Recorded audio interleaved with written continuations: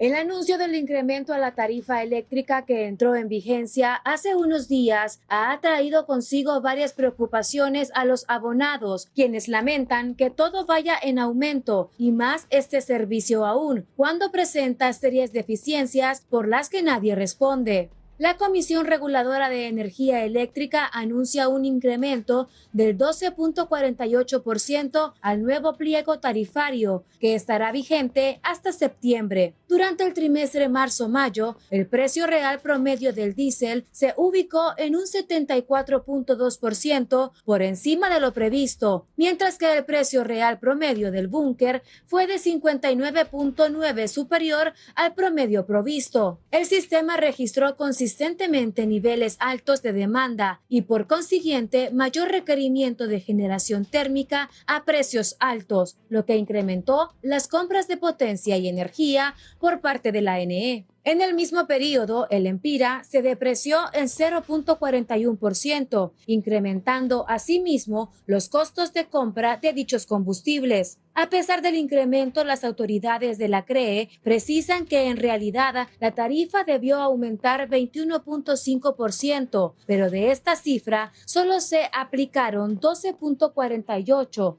y trasladaron el restante a ajustes futuros. Sin embargo, los abonados de la ANE a nivel nacional reportan constantes apagones que duran varias horas y los usuarios de este servicio señalan que a pesar que al menos pasan más tiempo sin el servicio que con el mismo. El recibo refleja todo lo contrario, con un cobro que cada vez es mayor, por lo que los hondureños no comprenden cómo la única empresa encargada de la energía permanezca en estas condiciones. Según el gobierno, la ANE genera multimillonarias pérdidas económicas y la única manera de rescatarla es mediante las reformas en las que se tiene previsto la escisión de la ANE en 3, pero en el Congreso Nacional todavía las bancadas no se ponen de acuerdo en algunos detalles y el Partido Liberal ha señalado que presentará una contrapropuesta, pero Libertad y Refundación advierte que de ninguna manera otorgará votos a quienes atentan contra los bienes del Estado y más cuando denuncian que estas reformas lo que buscan es privatizar la estatal eléctrica. Economistas y expertos lamentan que mientras los políticos se ponen de acuerdo para proteger intereses y darle lo que le parece es el tiro de gracia a la ANE, comerciantes se valen de esta incertidumbre y precaria situación para incrementarle el precio a varios productos de primera necesidad, mismo que de alguna u otra manera dependen del costo de la energía, sumado a las pérdidas que presentan las MIPYMES por los apagones, lo que está llevándoles a plantear la posibilidad de realizar algunos despidos, lo que atrae preocupación entre los ciudadanos. Por lo pronto, ya sean los combustibles, el clima, otros factores y la energía están repercutiendo en los ingresos de los hondureños, quienes aseveran no aguantan más golpes a su bolsillo.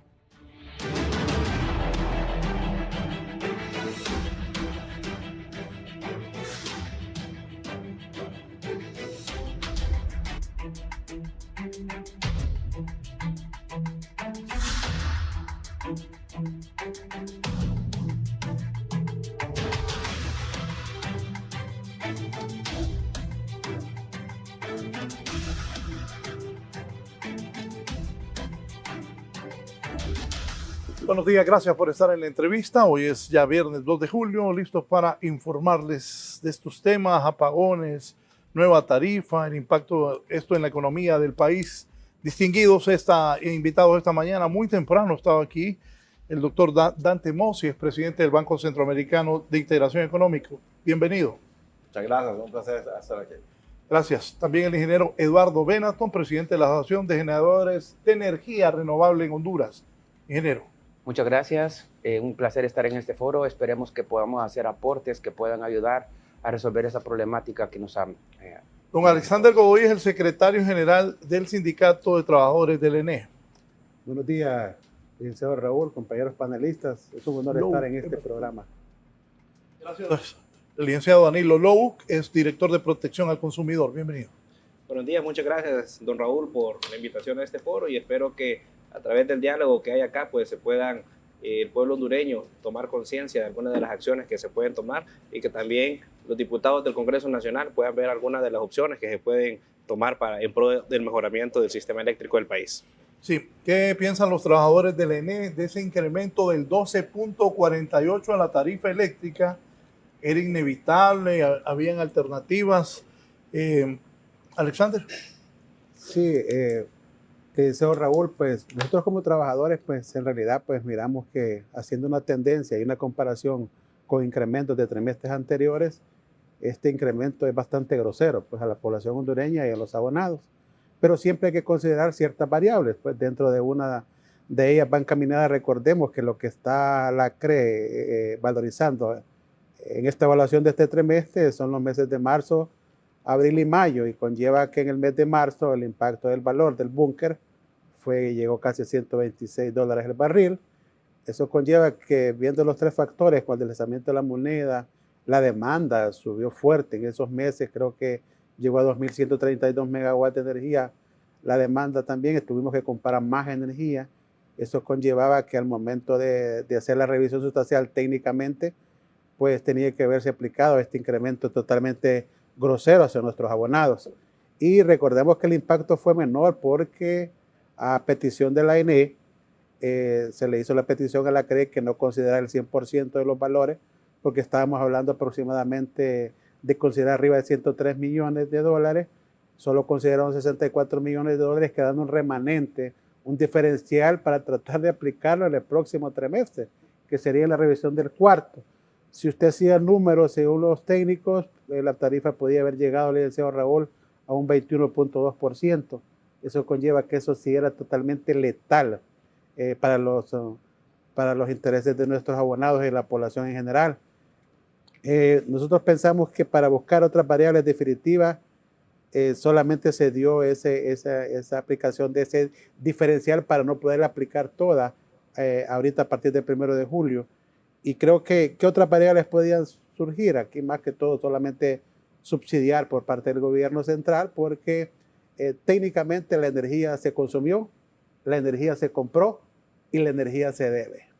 Y eso es realidad. Entonces, en ese sentido, licenciado Raúl, creo que sí queremos ser precisos y concisos, que hacia la baja y buscar de qué manera se podía aplicar una tarifa en mejor porcentaje era bien complicado, pues, porque para nosotros sería lo mejor, pues, que le podríamos ayudar a la población, pero no estoy defendiendo a la CRE, no estoy defendiendo a la ENE, yo represento el sector social de este país, por ende, pues, si para nosotros eso mantuviera la tarifa, fuera hacia la baja, fuera lo mejor, pero creo que la empresa no puede sobrevivir de esa manera, pues, comprando energía cara, vendiéndola barata, la pierde, y luego en el costo de la tarifa, el flujo de caja pues baja. La CRE argumenta que el aumento responde al incremento de los precios de diésel y búnker. ¿Cuál ha sido la reacción del pueblo?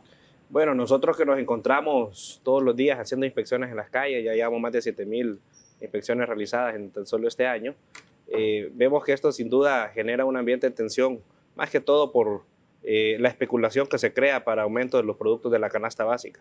Sin embargo, hemos visto cómo en las últimas 5 semanas la reducción de los precios del combustible, que aproximadamente 16 lempiras, eso ha favorecido que empiecen a reducir algunos precios de la canasta básica, Por ejemplo, en el mercado zonal Belén, logramos ir a inicios de esta semana, concertar precios, y el mercado zonal Belén dio el primer paso. Aún en medio del aumento de la tarifa eléctrica, se logró concertar la reducción de precios de 21 productos de la canasta básica. A partir de ahí, nosotros lo que estamos realizando, y a partir de esa buena voluntad que hemos encontrado en la Asociación de Mercados del Zonal Belén, estamos citando a más de 17 industrias para conocer también cuáles son sus tablas de costos, para ver qué tipo de apoyo o qué modificaciones se pueden hacer para evitar la especulación. Sí, doctor Mossi.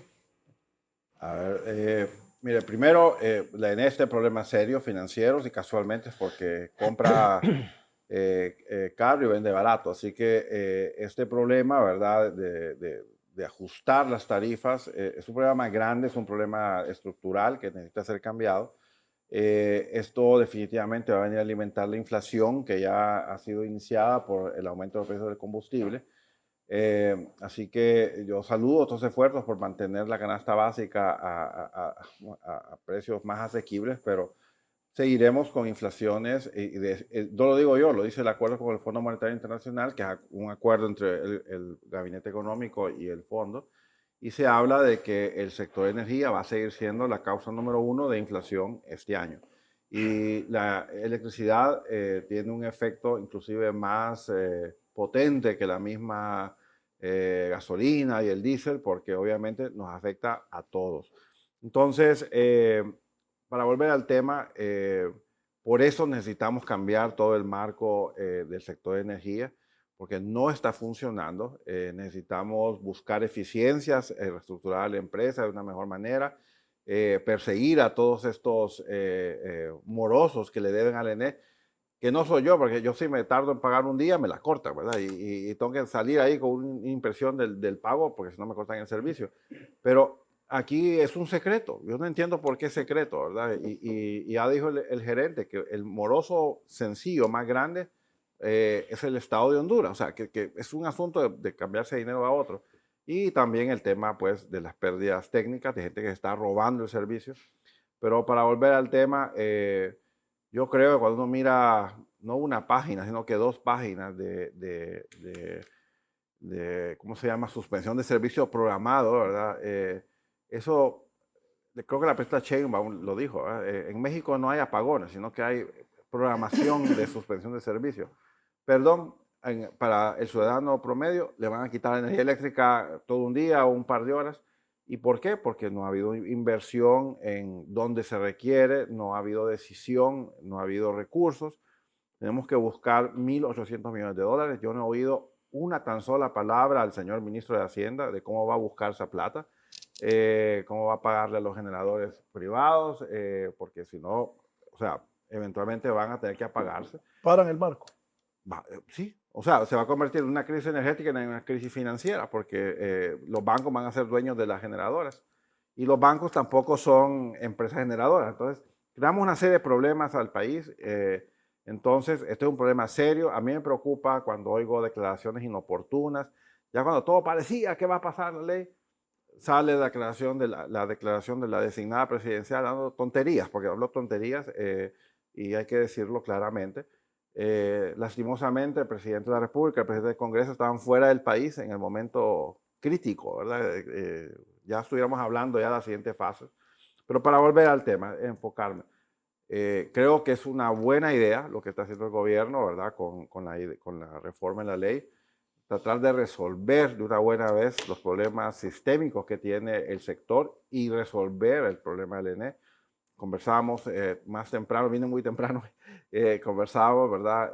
Que la represa del Cajón, yo la conocí cuando nació, cuando estaba brillante todos los paneles, ¿verdad? Pero hoy por hoy, lástima, yo lo invito a los niños que visite el Cajón, se dan cuenta que la calle tiene como 10 derrumbes en el camino, ¿verdad? No puede pasar un carro grande, los techos cielo falsos están cayendo en la media entrada, una mala imagen. Los indicadores, ¿verdad? de la represa son todavía analógicos, así con aguja.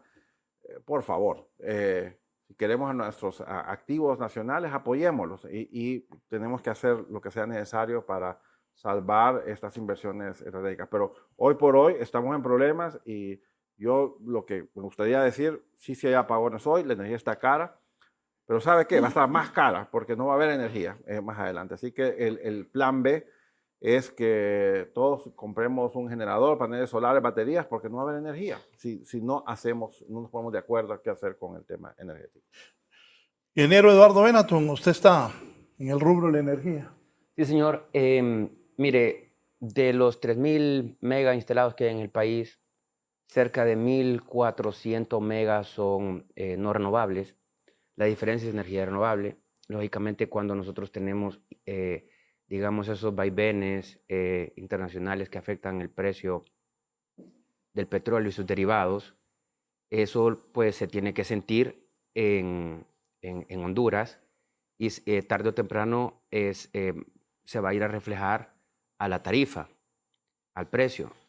Pues luego viene qué porcentaje de ese incremento se va a decidir pasar a la tarifa y qué porcentaje se va, digamos, absorber o se va a pasar como subsidio. Este incremento que ocurrió ahorita, pues en el primer trimestre anduvo como en el 10.4%, del cual 60% se pasó a tarifa, la diferencia no. En la segunda revisión, como alrededor del 10.5%, nuevamente 60% se pasó a la tarifa, la diferencia no. Y nosotros, al ver cómo se estaba moviendo el precio del petróleo, digamos, entre la segunda revisión y esto que era la tercera revisión, nosotros estábamos siendo, creo que, bastante optimistas. Si nosotros estábamos señalando que iba a ser alrededor de un 12, un 13%, eso fue más o menos lo que ocurrió.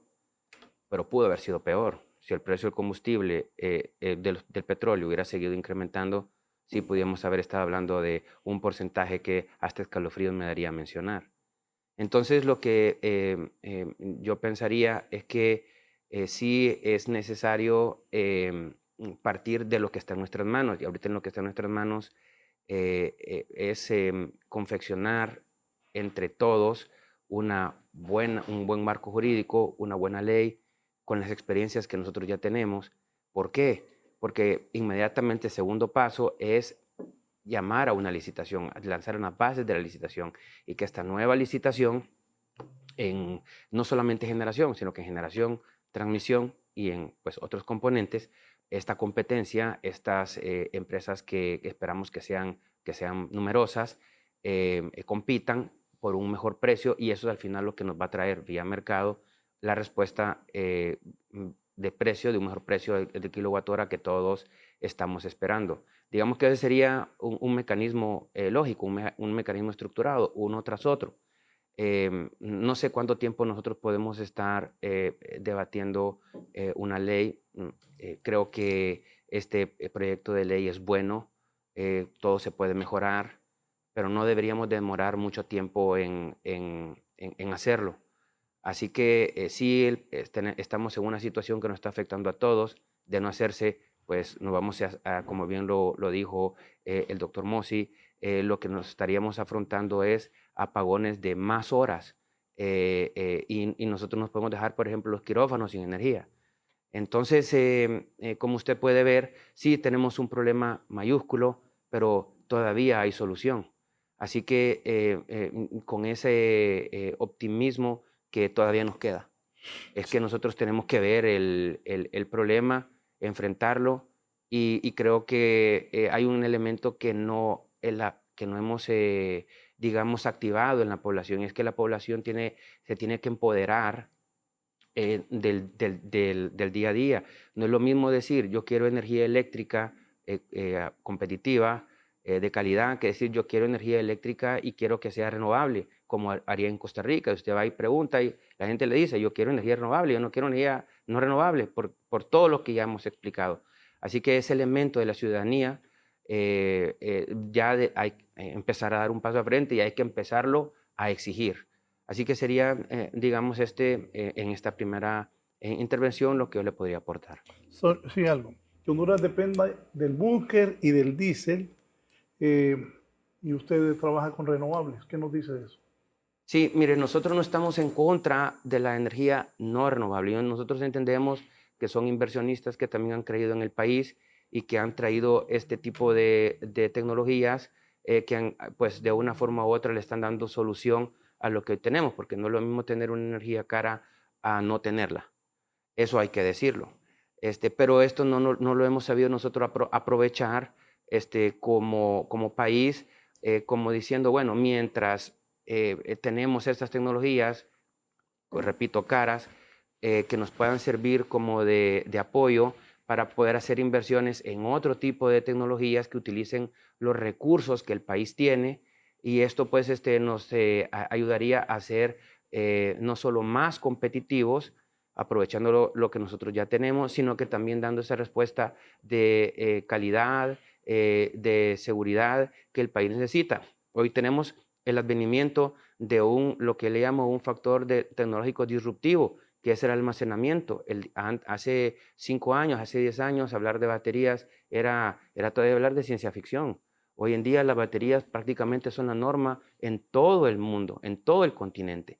Entonces, y son elementos nuevos que vienen pues a dar solución contundente a la problemática que tenemos, pero tiene que ir acompañado de una legislación que permita utilizar las baterías. Ahí tiene usted pues un banco de batería instalado en Amarateca que en este momento no se está usando precisamente por una falta de normativa. O sea que tenemos mucho trabajo, la CRE tiene mucho trabajo, la ENE tiene mucho trabajo, y nosotros los empresarios queremos tener también mucho trabajo, queremos tener mucho trabajo invirtiendo, pero para eso pues necesitamos tener el panorama de inversiones claro. Los bancos nos van a acompañar en la medida en que los proyectos que nosotros podamos presentar sean buenos. Así que pues el gas natural, lo voy a mencionar de manera directa. Nosotros como renovables no estamos tampoco en contra del gas natural. Nosotros queremos que hayan inversiones, pero que quien manda, pues que sea el mercado. Y queremos que sea un mercado donde todos tengamos, digamos, la misma base de competencia, que no hayan preferencias ni para los renovables por ser renovables, ni para los otros por ser de otro tipo de tecnología. Así que nosotros lo que estamos más bien, con esto lo que le quiero decir es diciendo, nosotros queremos que se abra un mercado organizado, un mercado digamos supervisado, leal, en la que todos, en todos los componentes, podamos salir a competir y que haya certidumbre para el inversionista. ¿Qué piensa de eso?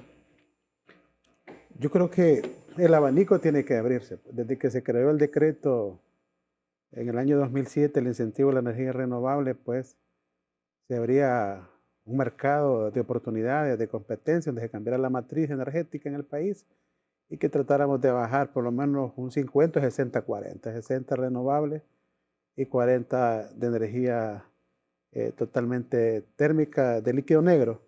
Yo creo que, como lo plantea acá el ingeniero Benetton, tiene que haber oportunidades para todos. Pues recordemos que acá en el tema del ENE, pues es una cadena que estamos alrededor de la misma, donde están los generadores, donde están los mismos proveedores, donde está la banca, donde están los trabajadores y donde está la administración del Estado, pues que lo conforma la Gerencia General del ENE.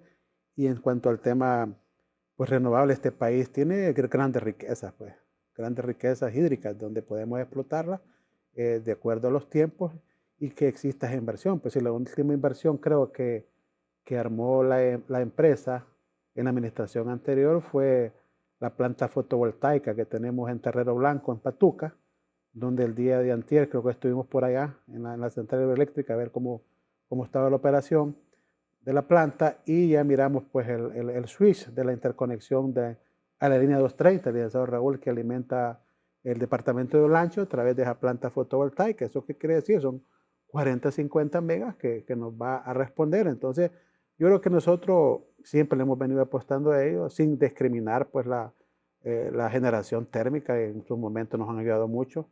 En épocas de verano, pues tenemos que reconocer que nuestros embalses han bajado en algunos momentos con algunos fenómenos naturales, pero sí se requiere también de ellos. Pero siempre le hemos apostado a una sección que en realidad se legisle o se considere también en este próximo proyecto de ley energética, pues que se considere también a las renovables para que aquí ganemos todos. Pues aquí lo que se quiere es que saquemos adelante la empresa, que la ENE salga a flote la situación financiera, técnica y administrativa que está pasando por estos momentos, pero también que se mire que cuando nosotros al final de la tarea de que sacamos ese pan ya hornado del horno en cuanto al tema energético, que también se vean beneficiados los abonados. ¿Qué le vamos a aplicar a los abonados? ¿Qué beneficios van a obtener de esto?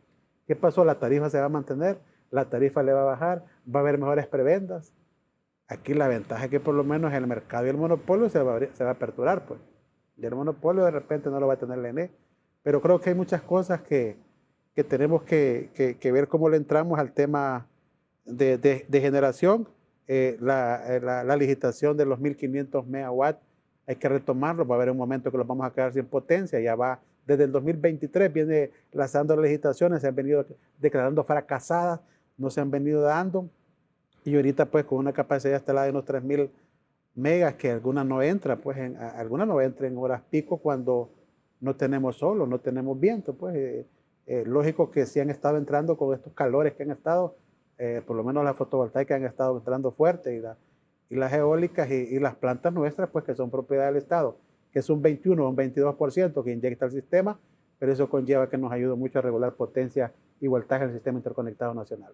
¿La reacción de la población cuál es? Bueno, yo creo que el empresario Eduardo Benetton dijo cosas muy importantes.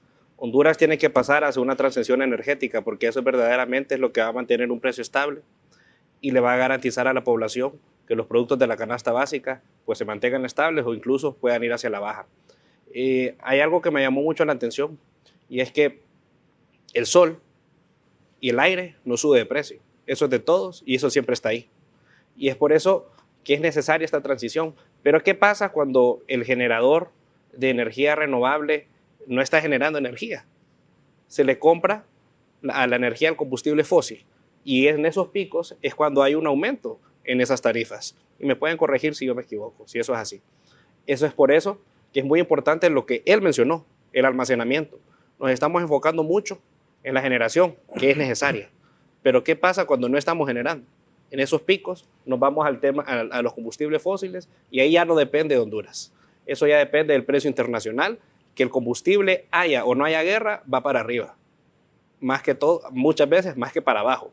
Entonces, creo que primero el uso de esas baterías es sumamente importante. Y luego también es muy importante para que la población también lo entienda. Yo creo que esto es lo más importante de este foro, generar conciencia en la gente de que una reforma es necesaria. Aquí yo creo que los 5 podemos estar de acuerdo que el modelo de la ENE, no solo de este gobierno, de todos los gobiernos, no funciona. Y para eso se necesita una reforma. Y también se necesita un plan serio para evitar las pérdidas y para evitar el hurto. ¿Qué es lo que está pasando? Al no haber almacenamiento, estamos promoviendo la pérdida. Necesitamos almacenar energía. Y con el hurto, pues es triste y hay que decirlo, y bueno, hasta peligroso es a veces decirlo. ¿Quién es el que está robando? Las maras y pandillas promueven el robo de energía eléctrica. Porque cuando alguien no paga, o viene la mara y pandilla y le dice a esa persona en ese barrio que es peligroso, que tiene falta de seguridad, no le pague la factura eléctrica a la ENE, páguemela a mí. Entonces cuando llega el operador, y usted me puede decir si no es el técnico, perdón, El lector. y llega el técnico y quiere cortar la energía, no puede, porque lo amenazan las maras. Y eso es algo que hay que trabajar. El tema de seguridad es sumamente importante para evitar ese robo de energía eléctrica que está sucediendo. Con este tipo de iniciativas es donde vamos a poder empezar a ver una solución. Lo primero que se le tiene que garantizar a la población antes de que la tarifa reduzca es que siempre hay energía. Siempre tiene que haber energía. Una vez se soluciona ese problema, estoy seguro que cuando se quitan las pérdidas del ENE, cuando se haga, si se logra que esta reforma de ley pase, podemos empezar a ver una reducción en las tarifas. ¿Cuál es el mandato de ley que yo tengo? Sin reforma, con aumento de tarifa o sin aumento de tarifa, que no hayan aumentos injustificados en los productos de la canasta básica. Sí, ¿qué impacto tuvo la depreciación del Empira en este ajuste tarifario y cómo 41 centavos de depreciación puede incidir en esa nueva tarifa? Mire, lastimosamente, ¿verdad? A pesar de que Banco Central argumente de lo contrario, que entra mucha remesa, mucho dólar, el precio del dólar en la economía nacional está depreciándose a una velocidad bastante seria. Entonces, todo lo que es importado va a subir de precio naturalmente por efecto de depreciación de la moneda. O sea, obviamente eso no lo vamos a tener en energía renovable, excepto a la hora de comprar equipos, pero en la parte operativa, mucho de la razón por qué la tarifa ha subido es por razones macroeconómicas. El dólar en Honduras está bajo presión porque el importador más grande, ¿verdad?, de Honduras es el importador de combustible. Y de hecho, cuando el Banco Central tiene que priorizar a quién le da divisas, se las prioriza a los importadores de combustible, porque eso depende de energía eléctrica. Entonces, la tarifa eléctrica depende críticamente demasiado del precio del combustible, el cual tiene ese componente de moneda extranjera que lastimosamente tenemos que pagarlo. Entonces, nuevamente volvemos a lo que el ingeniero Velato está hablando, de que tenemos que apostarle en energía renovable. Tenemos países, y yo siempre me gusta ver como laboratorio de casos Centroamérica. Costa Rica ha tenido, creo que en los últimos 5 años, 4 años, donde la generación ha sido 100% renovable. ¿Por qué no podemos pensar en Honduras en un mundo así, verdad? O sea, ¿por qué tenemos ese bloqueo? Bueno, uno es porque no planificamos. Definitivamente, no entendemos qué es planificación. Cada 4 años reinventamos la planificación, parece, ¿verdad? O la falta de planificación. Pero además de eso, nos damos cuenta de que la falta de toma de decisiones está generando estos aumentos de precios. Y quiero acotar, depreciación de la moneda afecta la tarifa, pero igual afecta el precio del combustible en la bomba.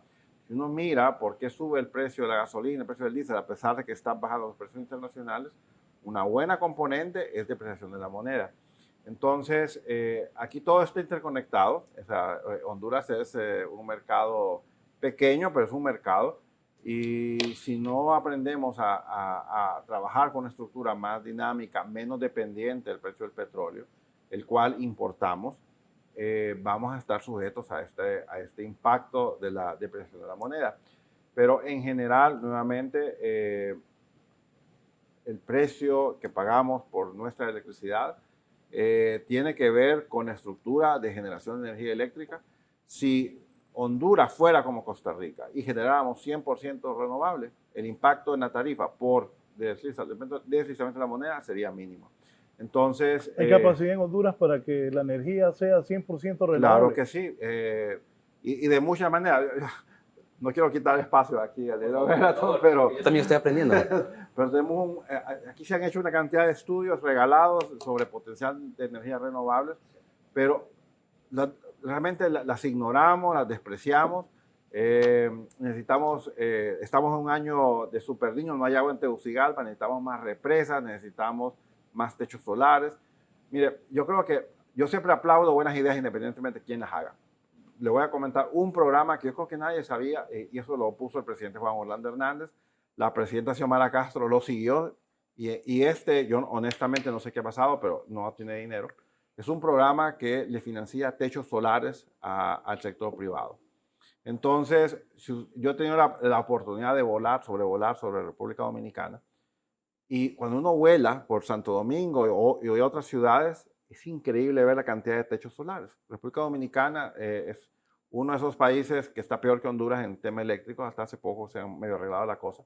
Pérdidas de 40% en energía eléctrica cara, pero los negocios tienen techos solares y baterías. Entonces, han aprendido a cómo adaptarse, ¿verdad?, a un sistema que no quiere arreglarse. En el caso de Honduras, igual tengo la oportunidad de sobrevolar varias ciudades, y una de las que a mí me sorprende sobremanera, y hablábamos hace un rato, Nacaome, Choluteca, que son infiernos, ¿verdad?, de 40 grados más en un día fresco. Entonces, si uno mira los techos de los grandes almacenes, grandes negocios, hay lámina normal. O sea, uno mira las fotoceldas, ¿verdad?, encima de los paneles. Tegucigalpa ya hay más. Creo que Tegucigalpa ha aprendido un poco más la lección, y San Pedro también tiene un poco más. Pero hay iniciativas. Yo creo que independientemente de lo que hagamos con la ENE, tenemos que ir pensando en ese plan B. ¿Cómo fortalecemos el sector privado? Que su casa, que la mía, la del vecino, todas tengan paneles solares. Le ayudemos al ENE, le vendamos el excedente al ENE. Ya creo que una de las reformas que yo creo que pasó bastante desapercibida y muy exitosa de este gobierno fue aprobar la tarifa de remunerarle al generador de energía solar el excedente que uno genera, ¿cómo se llama? Y se la devuelve a la ENE para que la ENE la use en otro usuario. Son buenas iniciativas, yo aplaudo a la CRE por esas decisiones. Necesitamos más de esas iniciativas que le ayuden al sector a salir adelante y a ser más independiente del precio del combustible. Mi factura, digamos, este mes estuvo nublado y quiero reflejar lo que mencionaban aquí del ENE. Mi factura con paneles solares con batería bajó a 500 lempiras mensuales. Y ahí van a cargarse, sí, en mi negocio, ahí ya a cargar carros eléctricos, ¿verdad? Y cómo se llama, pero el mes pasado hubo bastante, estuvo nublado. La factura me llegó, casi me voy como Condorito, 2.500 lempiras, ¿verdad? Porque mucha energía que consumí no fue la solar, sino que fue de la ENE. Pero en promedio, o sea, mi factura es baja porque tengo energía renovable gratis, en el sentido de que el sol no cuesta nada, ¿verdad? Y lo recibimos todos los días, si Dios quiere, y genera energía eléctrica. Entonces, independientemente de lo que hagamos, y ojalá el Partido Liberal logre convencer al Partido Nacional de poner las salvaguardas en la ley para asegurar que la empresa eléctrica no pueda ser vendida, ni sus activos ni sus acciones, ¿verdad? Porque creo que por ahí está la desconfianza y pues pongan ahí, no se puede, punto, ¿verdad? Pero que se abran. Yo no entiendo por qué el dictamen es tan sagrado que no pueden modificar un par de palabras, por Dios, ¿verdad? O sea, claro que se puede. Y necesitamos resolver esto de una buena vez. Es que dicen que ahí está la trampa. Probablemente. Y por eso yo creo que el Partido Liberal está en lo correcto. Hay que hacer las enmiendas necesarias para que el proyecto sea, como dicen, a prueba de balas. Y la empresa nacional de eléctrica pueda sobrevivir. Pero independientemente, Honduras es más que la ENE, es más que el sector eléctrico. Necesitamos que el país siga adelante, aun cuando no arreglemos el tema del ENE. Y eso es peligroso si no tenemos un plan B. El dólar está hoy, lo acabo de revisar en un banco, 26 lempiras con 87 centavos vale un dólar. Altísimo. Y va a seguir depreciándose porque, ¿por qué? Porque, o sea, no sé, porque a veces creen que yo critico al Banco Central mucho. Y no es culpa del Banco Central, es que Honduras no está produciendo. Yo creo que esa parte tenemos que saberla toda. Honduras exportaba muchísimas cosas al mundo. Maquila, textiles, arneses, alimentos, bananos, café. Pero vinieron las invasiones de tierra que no se hacía nada al respecto. Vinieron los aranceles de Trump y se supone que el presidente creó una oficina presidencial para arreglar este asunto. Pero, ¿y qué ha pasado? Han pasado ya 5 meses y no ha pasado nada. Entonces el país ha dejado de producir bienes a la venta al resto del mundo, al resto de Centroamérica. No tenemos suficientes dólares. Tenemos las remesas, que a Dios gracias, que es lo que sostiene la economía, pero eso no es suficiente. El país tiene que producir más. Tenemos que estimular el agro, la construcción, la pequeña y mediana empresa, que es la que produce, para lograr revertir estas tendencias que si no Banco Central no tiene más alternativa que dejar que se siga depreciando la moneda. Bueno, ahora los aguacates vienen de México, las uvas de Estados Unidos, la zanahoria no me acuerdo de dónde. Las cebollas vienen de Guatemala y el frijol de Nicaragua. Mire, Andy presentó también a principios de año lo que es, digamos, una política industrial. Y esa política industrial no es solamente para 4 años, sino que la visión es para largo plazo. Y dentro de la política industrial, la columna es la energía eléctrica.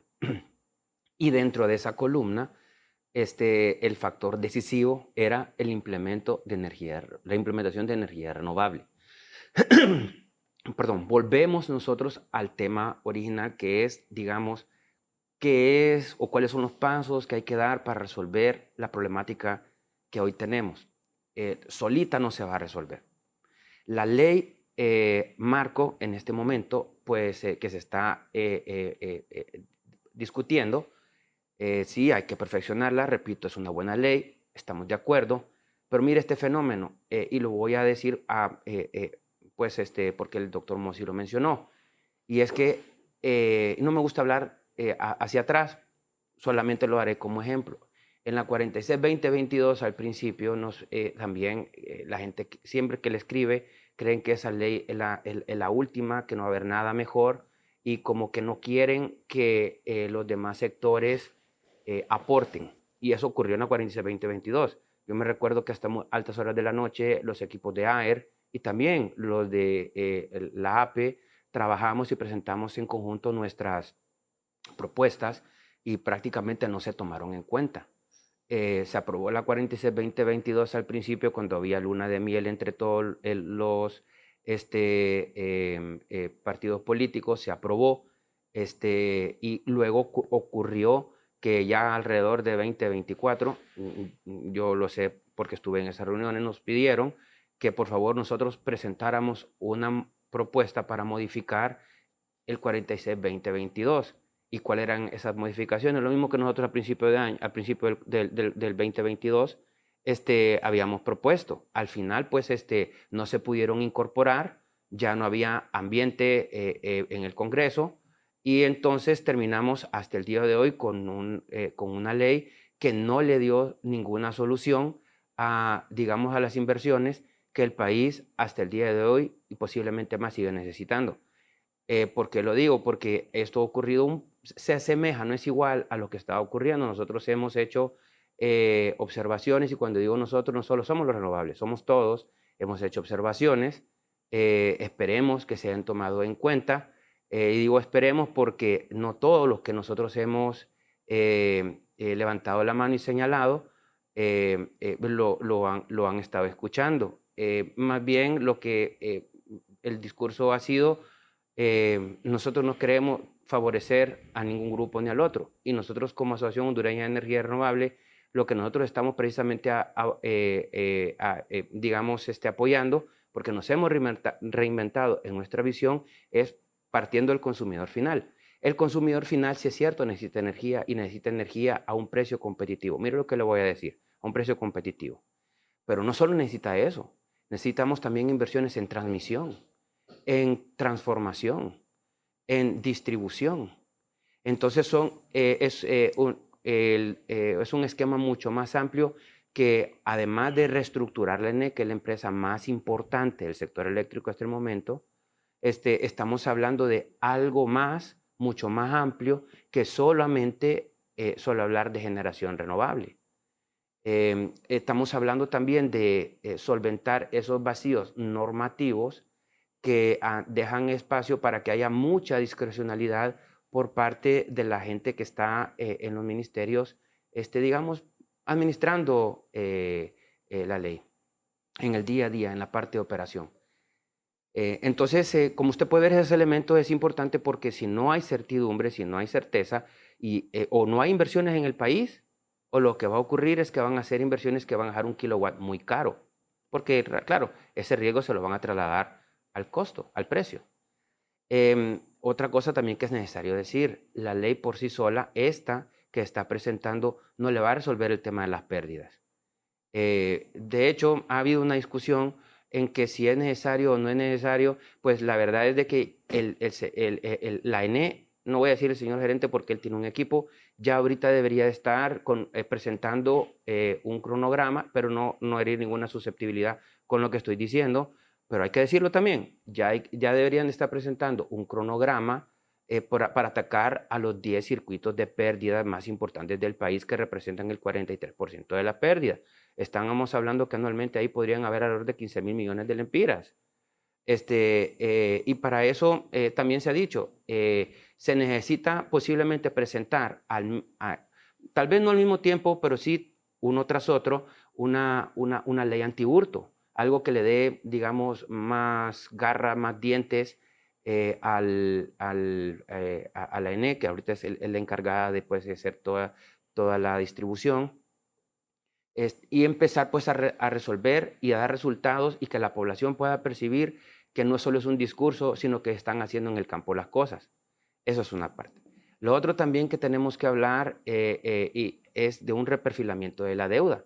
La ENE tiene una deuda bastante grande. Estamos hablando, la última vez que yo vi la deuda total de NN andaba en 127.000 millones de lempiras. Hay una discusión, no son 127, son 123. No, vamos a pelear por eso, o sea, ya es un nivel muy grande. Y otra cosa, si no se hace absolutamente nada, digamos, con la ley y se congelara y se metiera, pues se archivara, lo que va a pasar es de que este gobierno va a terminar y vamos a duplicar al final de este gobierno, la deuda total va a duplicar el valor de los activos. Ya ahorita, el último también que vi andaba en 80.000 millones de lempiras el valor total de los activos. La deuda, 120.000. ¿Qué le manda usted el Código de Comercio cuando usted tiene una empresa que casi está el doble de su deuda total, supera el valor de los activos? Mejor ni lo quiero mencionar aquí en público, pero usted lo puede investigar. Entonces, estamos viendo que por qué razón las reformas estructurales son necesarias. Ya mencioné lo que es, no me quiero distraer, lo que es reperfilamiento de la deuda, lo que es una ley antihurto, lo que es el marco que nos permita, jurídico, que nos permita atraer inversiones, y repito y dejo claro, son las inversiones y la competencia en esa licitación las que nos van a dejar los mejores precios. Y por último, lo que tendríamos que hablar sería posiblemente de mecanismos que hagan atractivas las inversiones en Honduras, porque Honduras está compitiendo por atraer inversiones contra el resto de los países de la región que han estado haciendo, digamos, muy buen trabajo. La licitación de Guatemala de 1.400 megawatts, aquí a la par, nos deja a nosotros muchas lecciones. De esos 1.400 megawatts, en 73 rondas, dejaron 70 megawatts renovables y la diferencia fue, creo que, carbón con gas natural. Si la tendencia, Panamá anda similar. Si la tendencia es renovable con batería, eso se debería de cumplir en Honduras.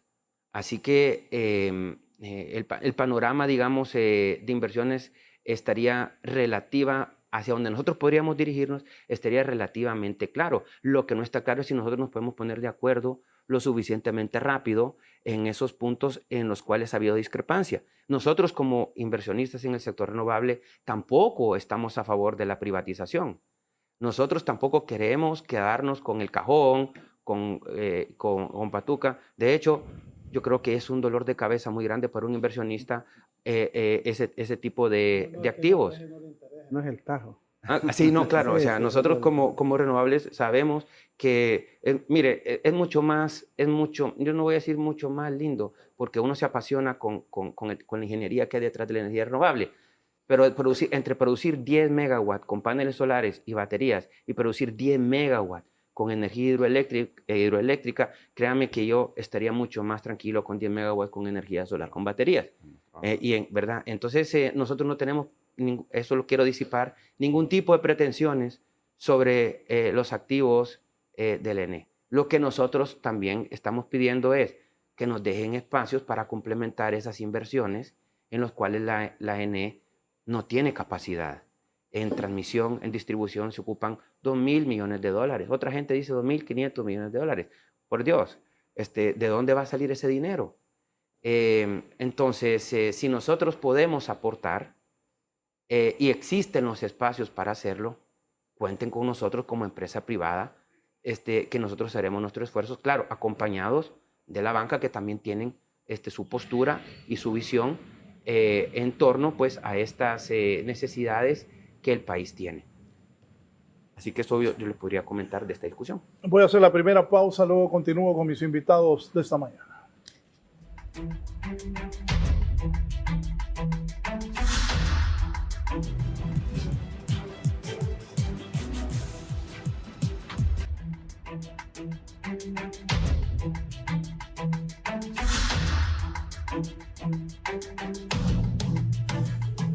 Alexander, sobre lo que estaba exponiendo el ingeniero Benetton. Dentro de los puntos que el ingeniero Benetton ha planteado, y sí quiero reconocer que en algún momento hemos tenido algunas reuniones para tener algunos intercambios netamente técnicos, Me parece bien el tema de reperfilar la deuda del ENE. Creo que sí, andábamos peleando entre 117.000 millones a 120.000 millones el déficit de la ENE al cierre del año 2025, con una pérdida muy alta, pues ya casi el 38%. Cuando hablamos del tema de pérdidas, pues nosotros siempre le apostamos que se haga un plan agresivo de pérdida despolitizado. ¿Por qué? Porque tenemos que atacar esa pérdida de esos circuitos de raíz. Si nosotros nos identificamos en la frontera de los puntos de la subestación, de la salida, de la inyección de la energía, y vemos cuánto le inyectamos y cuánto estamos perdiendo, ahí tenemos que atacar a quien sea, no importa el color, pero tenemos que atacarlo, porque en realidad el tema de pérdidas, digamos, tiene que estar de la mano donde está el ciclo comercial. No tenemos que estar separados como pasó la vez pasada. Estaba el programa por este lado, la UTCD por este lado y la ENE por este lado. Aquí tiene que haber algo integrativo y que esté de la mano del ciclo comercial, que en este momento lo maneja la UTCD. El otro tema que hablaba también del hurto de la energía, tiene que formarse esa ley para que sea penalizado. Yo creo que en estos momentos no podemos seguir hurtando energía. Sabemos que es vital de importancia para nuestros hogares, pues, y para el que la rentabiliza, que la comercia, o para el mismo industrial. El otro tema que estaba planteando en el tema de la ley, pues que se está todavía en el Congreso Nacional, creo que tienen que entrar otros actores, tienen que ver que se garantice más que todo, que eso le apostamos los trabajadores, que la vigencia pública del estatal, que ya sabemos que en generación el 70% ya es privada, es generación privada, pero por lo menos lo que son plantas propiedad del Estado, pues se mantienen actualmente para poder aportar en el sistema. La legislación, vuelvo y repito, tiene que retomarse, tiene que llevarse a cabo. Aquí hay muchas cosas que por hacer. Yo creo que en conjunto lo podemos hacer, tanto la CEN, la ENE, el Congreso Nacional, el Ejecutivo, los trabajadores, todo. Yo pregunto acá, más bien me hago una autopregunta. ¿Por qué un decreto, un proyecto de ley de esta envergadura ha tratado 8 semanas ya de estar en la palestra? ¿Por qué? ¿Por qué será? Porque es de interés nacional, compañeros. La ENE es de interés. ¿Cuántos han vivido la ENE? Yo sé que al ingeniero Benetton y a los demás generales les debemos energía. Creo que anda por unos 17.000 a 18.000 millones. Pero se paga.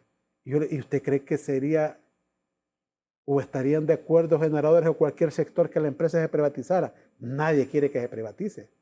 No, mira que todo lo que estamos en la cadena hemos vivido a través de la empresa. Entonces yo creo que hay mucho que hacer. El flujo de caja que está ingresando al estatal es corto. En estos momentos nos queda poco para poder dar mantenimiento tanto a la parte de distribución y a la parte de transmisión donde requerimos. También le apostamos al tema que plantea de las inversiones. Se requiere inversiones importantes en transmisión. Tenemos líneas de transmisión de conductividad de más de 150 kilómetros el tiraje. Tenemos que seguir potencializando, que yo sé que la vez pasada, la administración pasada compró muchos transformadores de potencia que ya estaban sobrecargados, donde su setting estaba ya al máximo, transformadores de potencia a veces de 50 MVA. Tenemos que ver cómo podemos salir con el compromiso que tuvo el gerente ayer en el Congreso Nacional de instalar ese transformador en Agua Fría, acá en San Lorenzo, para poder hacer frente a la problemática que está sucediendo en la zona sur y hacer un barrido, pues todo lo que conlleva a las líneas de transmisión desde los puntos de subestaciones. Las subestaciones las tenemos robustas, ha habido bastante inversión en las subestaciones, pero ahora requerimos hacer la inversión en la línea, que no haya ninguna rama, ningún árbol que esté molestando esa línea, porque a veces cuando se nos va la línea de transmisión, que es la de alto voltaje, dejamos sin energía a muchas comunidades y a muchas ciudades del país. Eso conlleva que esas líneas, tanto la que va para Lloro, la línea que va para el Zamorano, Danlí, la misma línea que sale de la subestación Amarateca, que va para el lado de Olancho, y que los podemos interconectar en la subestación de Juticalpa con la energía que entra de Patuca. Yo creo que todas esas líneas, la línea que va desde Caracol Mic, en la subestación que está en la zona norte, y que ese tiraje llega hasta el occidente, hasta Flores, gracias, Lempira, hasta la de Arandique, la subestación que está en Ocotepeque. Creo que todas esas líneas tenemos que darle un trato sustancial y que exista una inversión. Si en transmisión se han hecho las inversiones de llave en mano, pues a 15, a 10, a 20 años, pero para ello se requiere que sean contratos que sean legibles, que las letritas, que yo creo que el doctor Mossi las conoce, en el contrato hay una letrita chiquita abajo que no se mira. Porque mire, aquí llegamos a un momento y con el permiso de acá de nuestro ingeniero Benetton, algunos generadores en su momento, hace años, entró al contrato, pero también vinieron y le construyeron la línea de transmisión. ¿Y ese compromiso de quién es? Entonces, aquí no podemos favorecer a nadie. Aquí son netamente temas técnicos de ver cómo podemos sacar a flote la empresa. Y para ello requerimos el concurso de todos. Los trabajadores, vuelvo y repito, desde la creación de la Ley General de la Industria Eléctrica en el 2013 al 2014, movilizamos el país. Trajimos 17 buses a la capital. Paramos con Mayagüez y Tegucigalpa para que la ley no se aprobara en su momento después del brinco del subsector eléctrico. No funcionó. Y claro, los mismos organismos internacionales, estaba la presión que la ENE tenía que salir de la problemática y hacer la extinción. Si la extinción del artículo 29 lo dice, claro, desde la creación en el 2014, pues ahora es una reforma a la ley. Pero ¿qué queremos decir nosotros? Que sí aportamos nosotros. ¿Cómo aportamos? Éramos 5.800 trabajadores y quedamos 2.400 en la nómina actualmente también. Eso conllevó que más bien lo que hicimos fue sacrificado. Y en aquel momento me acuerdo que la ley solo la tenía el proyectista y el presidente del Congreso. Y bueno, y la ley pasó. Ahora, ¿qué pasa? Como organización, a través de nuestro presidente Miguel, cambiamos nuestra línea de acción y nos fuimos a una mesa técnica, una mesa de diálogo, una mesa de propuesta encaminada a ver de qué manera salvaguardamos los intereses nacionales, los intereses del Estado, como no apostarle a la permuta, ni a la venta, ni a la hipoteca, ningún bien de una obra gris del Estado. Todas estas plantas que tenemos nosotros actualmente fueron con préstamos y por ende, por lo menos Cajón se fue pagando ya. Cañaveral, que es la planta más antigua de Río Lindo, que ahorita Río Lindo, pues gracias a través de ese convenio con JICA Japón, ya se está repotentalizando, ya está terminando la última turbina para que metamos unos 5 megawatts más, y eso es lo que requiere el país, que hagan inversiones, que tengamos más generación, que le apostemos a la generación limpia y ver de qué manera pues podemos salir. Que la ENE requiere hacer ajustes, hay que hacerlos. Tenemos que hacer ajustes porque en estos momentos como estamos actualmente, se viene acumulando esa deuda a diario, a diario, y nosotros nos da miedo que en un momento nos quieran desaparecer el estatal, como lo hicieron con el INDE de Guatemala. Bueno, yo quiero rescatar algunas de las cosas que se mencionaron.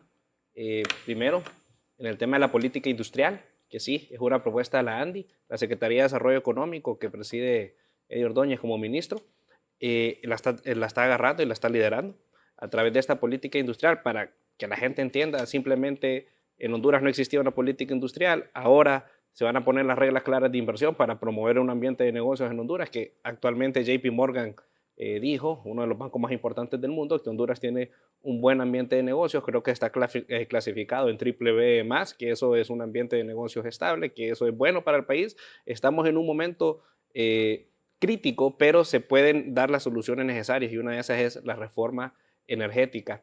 Y con esto de la política industrial, la Secretaría de Desarrollo Económico también está promoviendo lo que son los ecoparques industriales junto con la Unión Europea, que esta es la creación de parques industriales con energía renovable. Son aproximadamente 30 millones de euros en los que van a venir aquí al país para iniciar esto, pero necesitamos más. Y quisiera agregar algunas de lo que escuché de don Dante Mossi, del Partido Liberal, y es que el Partido Liberal, ¿cuáles son esas salvaguardas? Porque a veces no las decimos. ¿Cuáles son las salvaguardas que el Partido Liberal está proponiendo? Primero es que haya una transición energética, que es necesario, que tenía entendido que en el proyecto de ley que se había presentado anteriormente no estaba. Ahora el Partido Liberal está agregándolo porque tenemos que tener algo claro. Los que tienen los picos de energía no son las empresas y no es las industrias, es en la noche, cuando se va a cocinar, se va a lavar la ropa, se va a secar la ropa que usted estuvo lavando. Entonces, en ese momento es donde hay picos de energía. La industria, la línea es así, es constante, por lo cual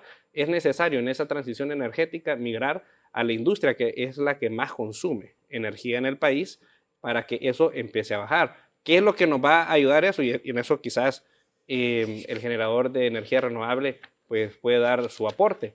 Eso a lo que nosotros nos va a permitir es que ese precio marginal o ese negocio de oportunidad, que es cuando hay los picos de energía eléctrica donde se compra cara la energía, empiece a disminuir. Que tengo entendido que ahorita el tema del negocio de oportunidad o del precio marginal ronda aproximadamente un 60%. Entonces, en el 60% de las ocasiones estamos comprando energía cara. ¿Y cómo lo vamos a reducir? Uno es a través de la transición energética. Dos, quisiera agregar algunos temas que he visto que sus patentes se han liberado recientemente en Estados Unidos, que es una tecnología incipiente y que se está comenzando a hacer su uso comercial en Estados Unidos, lo que es la geotermia avanzada o la geotermia mejorada, que es sumamente cara su implementación, pero eso hace que reduzca la tarifa no reduce, pero hay energía permanente 24/7. ¿Qué es lo que se necesita en este tema de la geotermia avanzada? Que simplemente es la instalación de algunos equipos que se mete un polo hasta abajo, hasta llegar a una roca que esté caliente, se le inyecta agua en el sistema y eso empieza a generar vapor y eso sube, y entonces con eso nosotros empezamos a garantizar de manera constante, porque siempre está generando energía, que no hayan apagones. Además de eso, hay algunos términos que este tipo de tecnología podría venir a apoyar, a disminuir esa línea constante para evitar que en los picos estemos comprando al precio marginal energía a través de combustibles fósiles, que ojo, no tenemos nada en contra de contra la energía que no es renovable, sino que tenemos que lograr darle una solución a la gente. Y mire, con reforma o sin reforma, la gente espera algo: reducción en el precio de su factura. Eso es lo que le importa. Nosotros estamos conscientes. Aquí don Dante Mozo como empresario, yo como empresario también, estamos conscientes y genera frustración cuando a veces la factura eléctrica nos desajusta el mes en nuestro negocio. Y en los hogares, cuando la factura también desajusta el presupuesto familiar, por lo cual tienen que todos apretarse el bolsillo para poder comer. Entonces, con este tipo de soluciones, creo que se puede hacer eso. Entonces, el término que también quisiera que se pudiera, que es un término un poco complicado de explicar, lo voy a tratar de explicar de la manera más sencilla posible. Quizás técnicamente no sea la manera correcta, pero es para que la gente entienda. Y es empezar a hablar del megawatt, empezar a hablar del megavatio, porque con el megavatio nosotros comenzamos a generar lo que es ahorro energético. ¿Qué quiere decir eso? Que nosotros como Secretaría de Estado estamos trabajando en 22 reglamentos técnicos. Dentro de esos reglamentos técnicos que estamos trabajando en conjunto con la Secretaría de Energía, va el tema de reglamento técnico en el tema de los electrodomésticos como los refrigeradores, porque necesitamos que los refrigeradores, las estufas que se están comprando sean de consumos eficientes.